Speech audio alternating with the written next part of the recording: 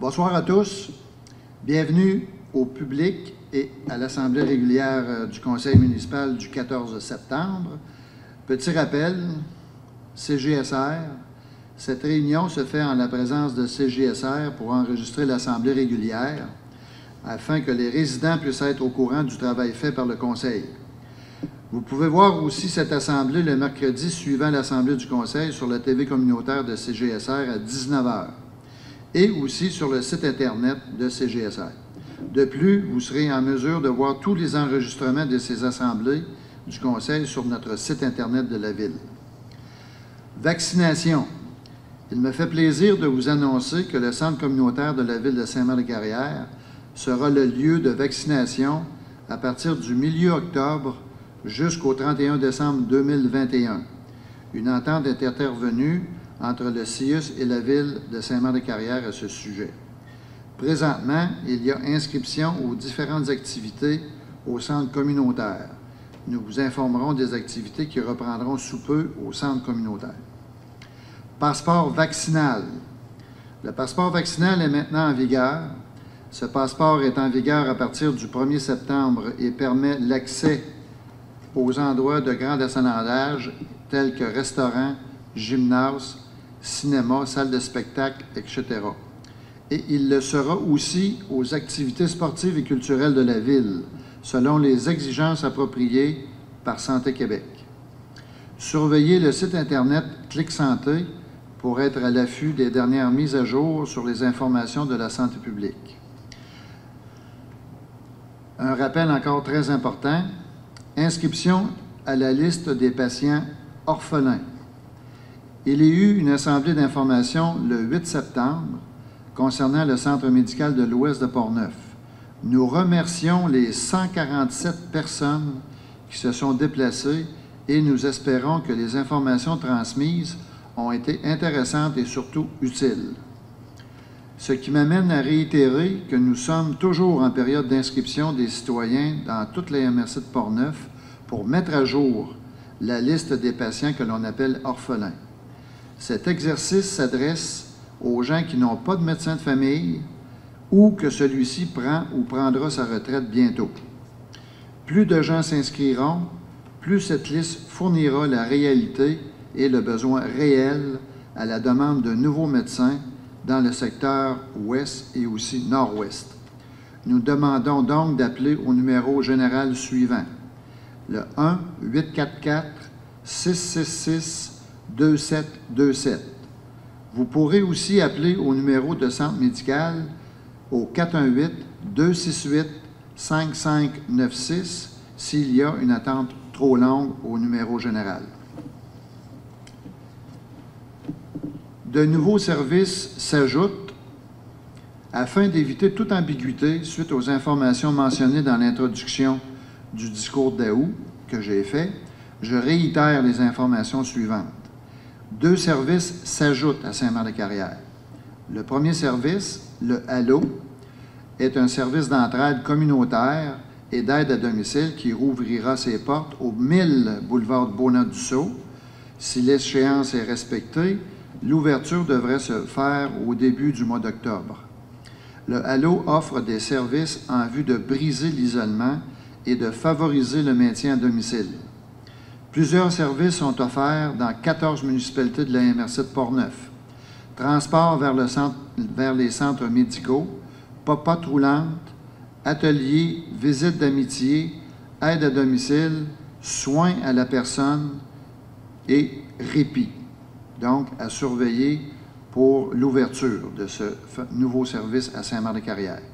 Un deuxième service s'ajoute, l'organisme Arc-en-Ciel. Un point de service de l'organisme Arc-en-Ciel vient d'être ouvert et aura pignon sur rue au 1334 boulevard Beauna-Dussault. Ils deviendront aussi propriétaires de cette bâtisse. Cet organisme a comme service le regroupement des proches, c'est-à-dire un échange entre groupes ou individuels s'adressant à l'entourage d'une personne ayant besoin d'aide, l'accompagnement par un proche aidant, l'accompagnement aux gens touchés de près ou de loin par la problématique du suicide, services de réinsertion socio-professionnelle, l'accompagnement au logement, services de réadaptation psychosociale. Bienvenue à ces deux organismes qui permettent d'augmenter les services communautaires et essentiels aux problèmes d'aujourd'hui. Les loisirs. Le 1er octobre, il y aura le film Cruella qui sera affiché au cinéma de Saint-Marc au centre communautaire.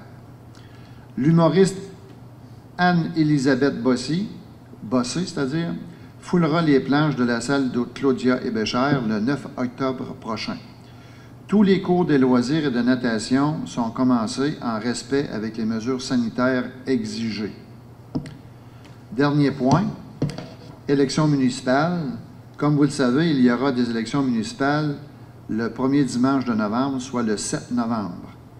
Le directeur général greffier-trésorier, M. Marc-Aidé Jonatas, qui par défaut sera aussi le président des prochaines élections municipales, aimerait constituer une banque de noms pour travailler aux prochaines élections 2021. Transmettez votre nom et votre curriculum vitae à info@ville-saint-marc.com. Les candidatures des étudiantes et étudiants sont acceptées ayant 16 ans et plus. La rémunération dépend du poste que vous occuperez et elle est identique à celle des élections provinciales. Merci. Maintenant, passons à l'Assemblée. Alors, bonsoir à tous. Vous avez reçu le projet de procès-verbal et l'ordre du jour, 72 heures avant. Alors, il y aurait des ajouts à l'ordre du jour et je vous les mentionne. Le premier est le mandat qu'on donnera au directeur général pour les entrées de cours ayant de la réfection à faire sur la rue Beauchamp et Narcisse.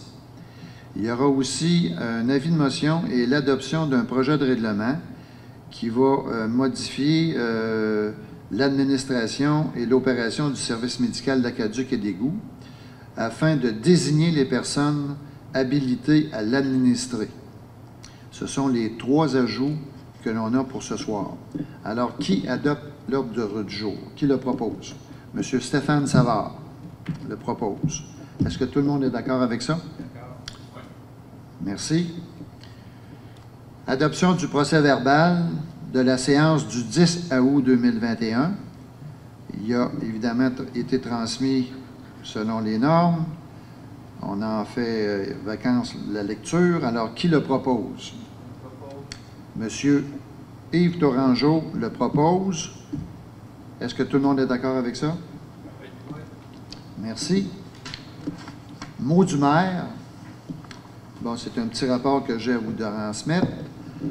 À part évidemment des heures de bureau que je fais pas mal quotidiennement, j'ai le 12 août un dossier biomasse. J'ai rencontré M. Jean-Pierre Naud sur le chantier avec M.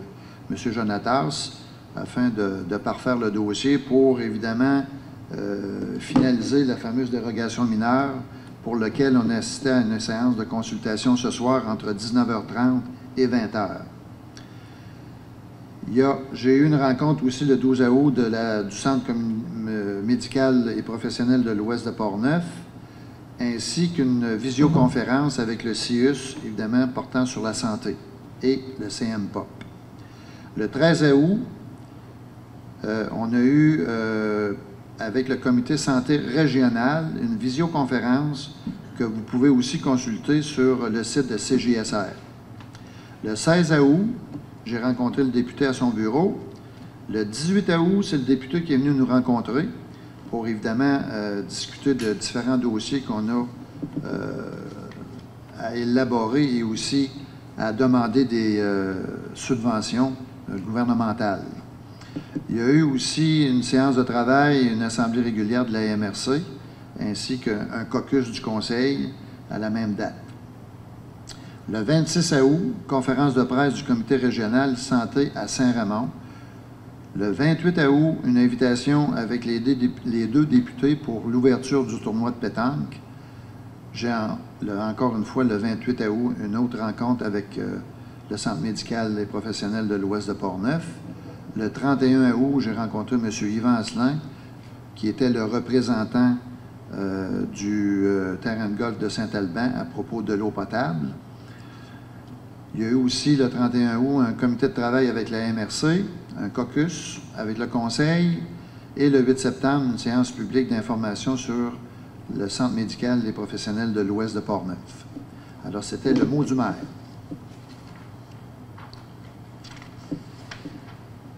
On est rendu à l'adoption des comptes du mois. Alors, pour un montant total de 418 513,78, détaillé comme suit. Salaire, 133 704,74. Compte à payer, 91 714,69. Et journaux de déboursés, 193 094,35 sous. Qui propose le paiement? Monsieur Marc-André Trottier.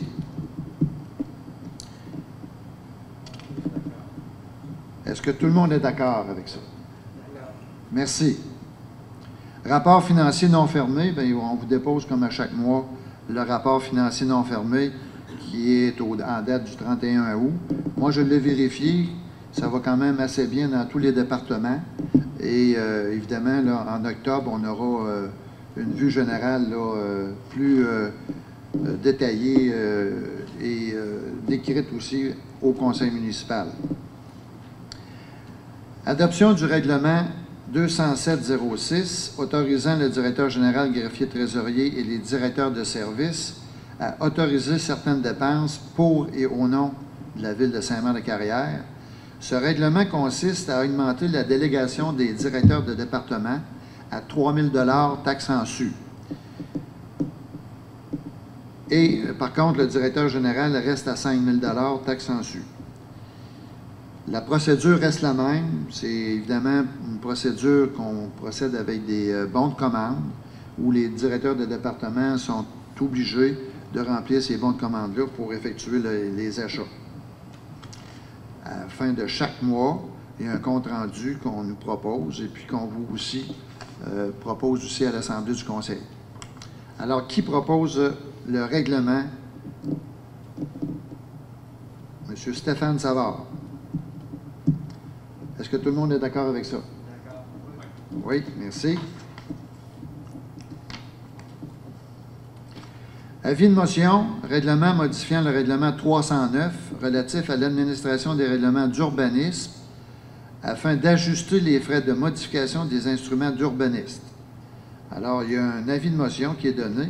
Qui le propose, l'avis de motion?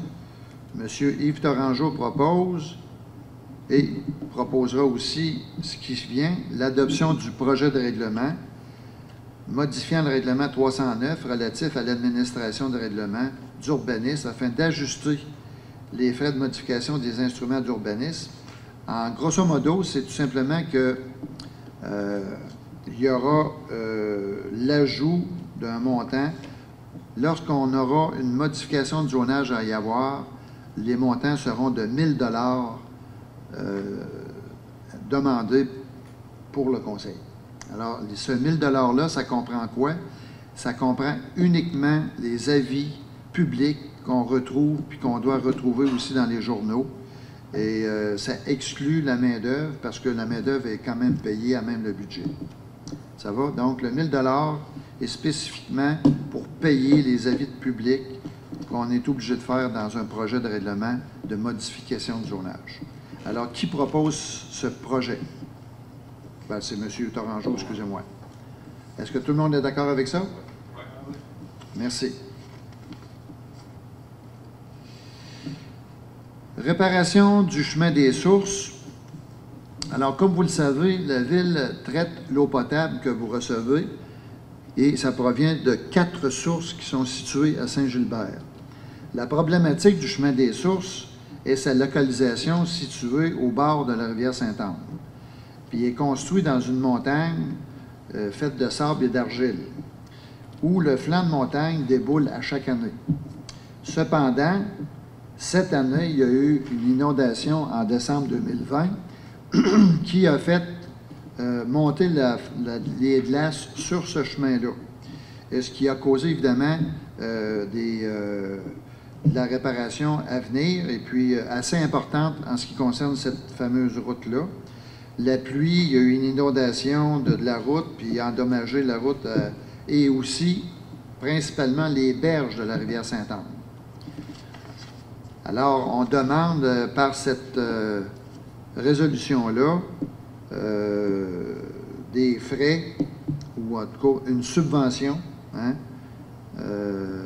au ministère de la Santé publique, et aussi on entérine les travaux qui ont été exécutés par nos employés et par un sous-contractant pour un montant maximum de 25 000 taxes en su. Taxes incluses, excusez-moi. Alors, on a reçu la fameuse facture et avec les taxes, ça monte à 21 347,99 $.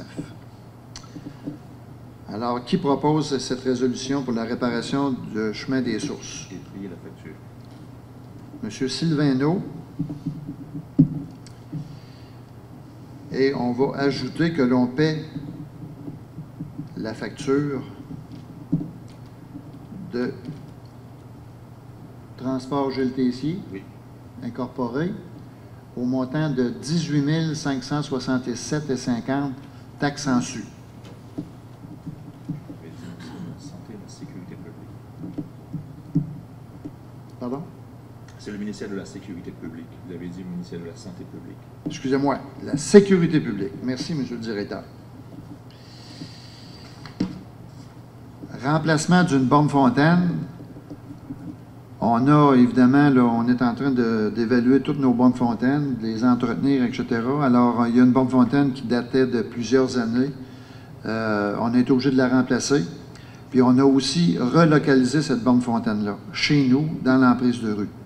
Alors, on demande tout simplement à ce qu'on propose l'achat d'une bombe fontaine à la ferme Réal Huot au montant de 5 946,92 $, taxes en su. Qui la propose? Monsieur Yves Torangeau propose.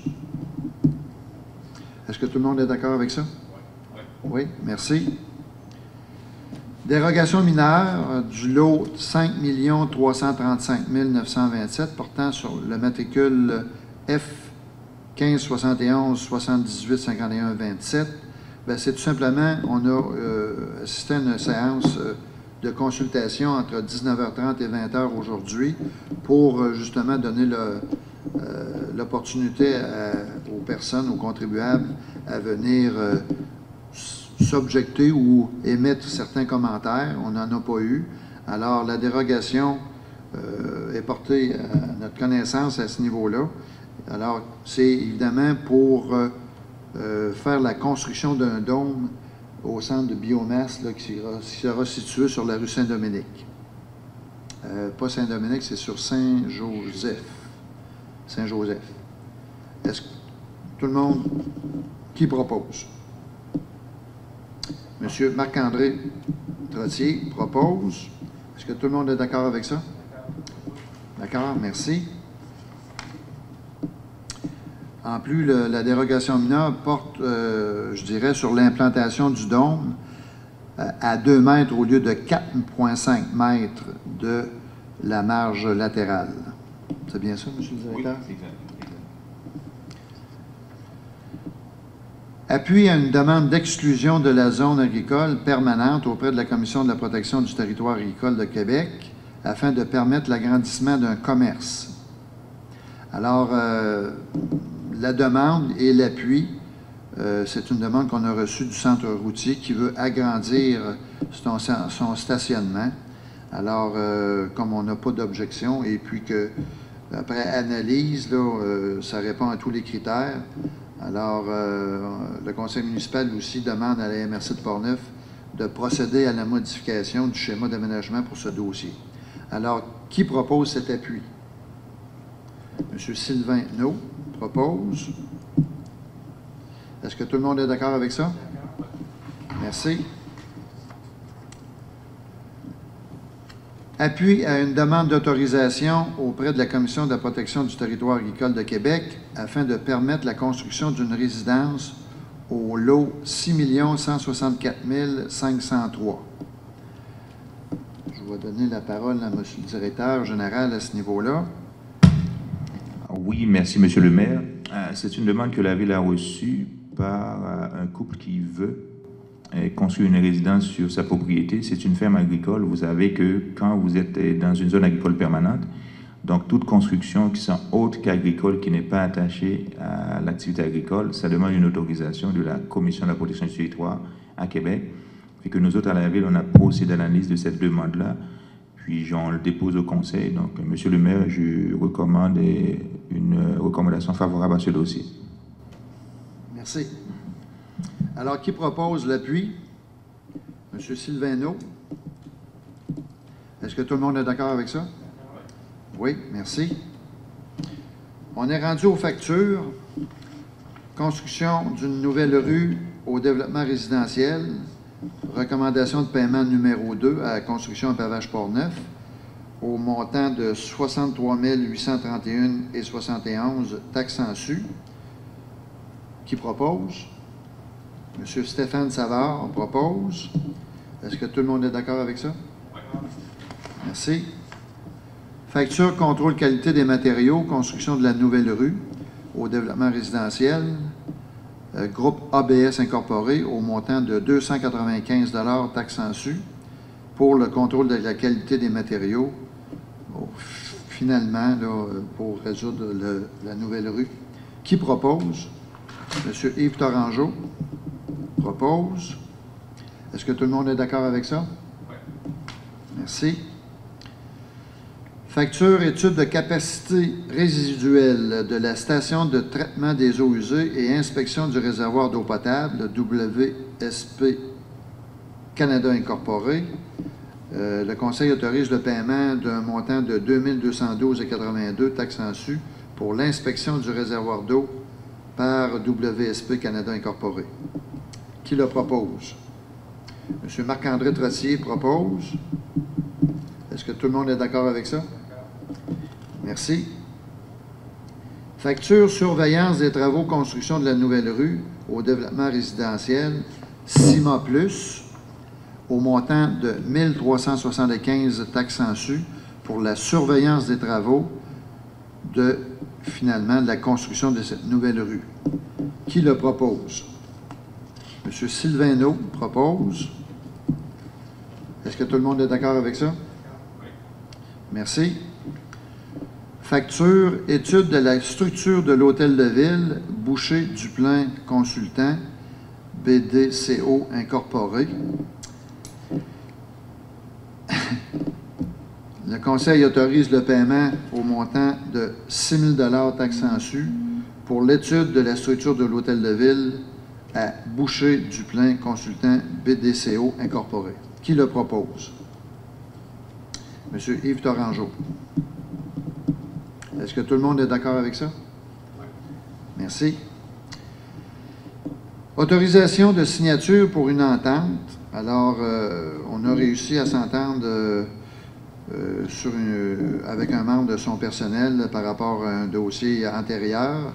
Alors, il faut donc adopter une résolution pour la signature faite par le directeur général. Alors, qui le propose? Que le Conseil autorise le directeur général, greffier trésorier, à signer pour et au nom de la Ville la dite entente. M. Stéphane Savard. Est-ce que tout le monde est d'accord avec ça? Oui, merci. Commandite, Fondation Santé Port-Neuf, randonnée vélo Alcoa. Alors, en septembre, il y aura évidemment une randonnée là, de 102 km. Souvent, où il y a des maires, il y a différentes organisations et membres de la Fondation Santé Port-Neuf qui participent à ça. Et, bon, la Ville décide de donner un montant de 100 $ pour la Fondation Santé Port-Neuf. Alors, qui le propose? M. Marc-André Trottier propose. Tout le monde est d'accord avec ça? Merci. Un avis de motion est donné ainsi qu'une adoption du projet de règlement concernant un règlement qui va modifier le règlement 258 concernant l'administration et l'opération du service municipal d'aqueduc et d'égouts afin de désigner les personnes habilitées à l'administrer. Alors, qui propose l'avis de motion? M. Yves Tourangeau propose et deviendra aussi le proposeur pour l'adoption du projet de règlement qui va consister tout simplement à indiquer qui sera habilité à administrer ce fameux règlement. Je voudrais... Alors, Monsieur le maire, je voudrais préciser que nous, on fait un ménage dans nos différents règlements. Alors, ce qu'il faut dire, c'est juste préciser. Mais dans notre réglementation d'urbanisme, dans notre réglementation administrative, il y a déjà des provisions pour permettre les gens, chez nous, d'appliquer ce règlement. C'est juste pour faire un arrimage, une concordance avec l'ensemble de nos règlements. Merci.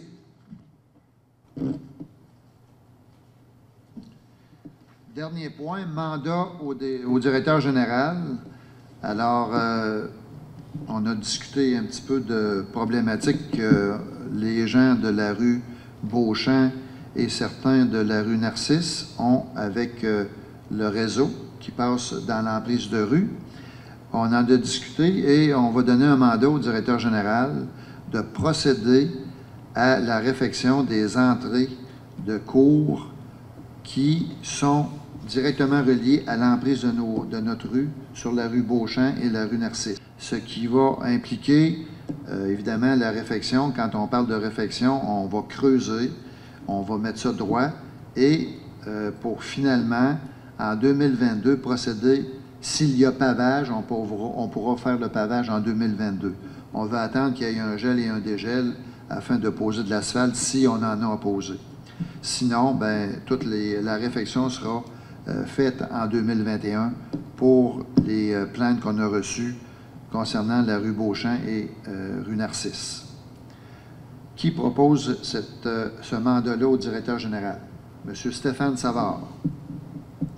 Est-ce que tout le monde est d'accord avec ça? Oui. Ça va? Merci. On est rendu à la période de questions. Est-ce qu'il y a des questions dans la salle? Non? Alors, on procède à la levée de la séance. Qui propose la levée de la séance? M. Yves Tourangeau.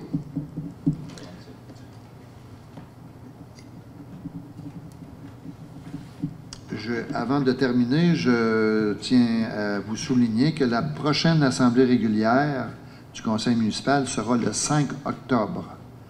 C'est marqué dans notre dans le calendrier, mais je voulais vous le souligner parce que ce n'est pas le deuxième mardi de chaque mois. C'est vraiment en considérant les élections municipales. Là. Ça va? Fait que le 5 octobre à 20h. Merci et bonne fin de soirée.